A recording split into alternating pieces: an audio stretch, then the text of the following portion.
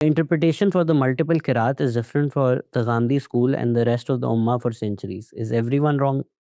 دیکھیے اس معاملے میں ایک بڑی غلط فہمی ہوئی ہے اور ہم نے اس کو سلجھانے کی کوشش کی ہے۔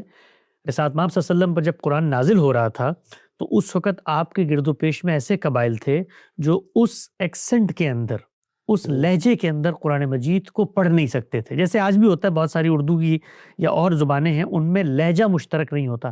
دلی کے لوگوں کا الگ لہجہ ہے، کراچی کے لوگوں کا الگ لہجہ ہے۔ تو اللہ تعالیٰ نے اللہ تعالیٰ کے پیغمبر کو اس وقت یہ اجازت دی کہ آپ نے جو آپ کے گرد و پیش میں لوگ موجود ہیں ان سے لہجے پہ فی الوقت اصرار نہیں کرنا۔ 7 کے قریب قبائل تھے، ان کو یہ اجازت دی کہ اپنے لہجے میں، اپنے ایکسنٹ کے اندر آپ قرآن مجید پڑھیں، فی الحال ابھی نازل ہو رہا ہے، اس پہ کوئی آپ پر پرسش نہیں ہوگی۔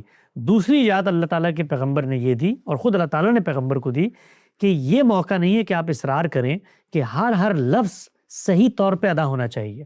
جب تک عذاب کی آیت کو مغفرت کی آیت نہیں بنا دیتے، اور مغفرت کی آیت کو یعنی بالکل ہی معنی مدعا تبدیل نہیں کر دیتے، اس وقت تک قرآن مجید ان تک پہنچائیں۔ اس کو جمع کرنا، اس کی نئی قرات کرنا، اس کو مرتب کرنا یہ ہمارے ذمہ ہے، یہ ہم آخر میں کر دیں گے۔ تو 2 رخصتیں ہیں جو اللہ تعالیٰ نے اپنے پیغمبر کے ذریعے اپنی امیڈیٹ آڈینس کو دی، اور خود رسالت مآب صلی اللہ علیہ وسلم نے پھر ایک ایسا وقت آیا دنیا سے رخصت ہونے سے پہلے جبریل علیہ السلام کی موجودگی میں پورا قرآن آپ کو پڑھ کے سنایا گیا، عرض اخیرہ کی قرات ہوئی، اس کی ایک نئی توقیفی ترتیب آپ کو دی گئی، اور پھر اس کے بعد قرآن مجید نے فیصلہ کر دیا فَإِذَا قَرَأْنَاهُ فَاتَّبِعْ قُرْآنَهُ۔ سورہ قیامہ کے اندر اب جو آخری قرات ہوئی ہے اس کی پیروی کرنی ہے، پچھلی ساری چیزیں نل اینڈ وائڈ ہو گئیں۔ یہ حقیقت تھی۔ ہوا کیا؟ ہوا یہ کہ 2 بڑے صحابہ میں اختلاف ہوا۔ سیدنا عمر اسی نقطہ نظر پہ کھڑے ہوئے تھے کہ یہ رخصتیں تھیں، اجازتیں تھیں، رسول اللہ نے جو فیصلہ کر دیا۔